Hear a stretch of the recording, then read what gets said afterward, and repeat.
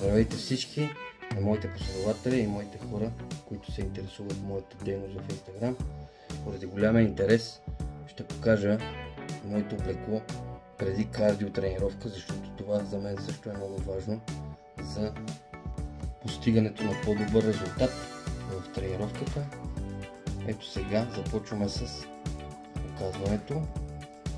Да не се бавим повече в празни приказки. И както знаем за тренировките за кардио, най-лесното е и най-важно е, че трябва да затоплим максимално тялото, да вдигнем температурата на тялото. Първото и най-важно нещо е естествено да си сложим една тениска, обикновена ли ще е, памучна, няма никакво значение. Второто важно за мен е този колан.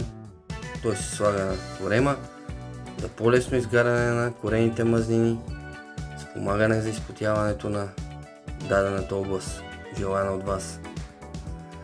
Третото за мен много важно част от облеклото е тази ветровка. Тя ми спомага за по-бързото затопляне на тялото и по-добрата дейност по време на кардиото. И естествено накрая едно клинче за долна част. Много удобно и добре да работиме по време на кардиото. Благодаря ви, успех на всички в начинанието!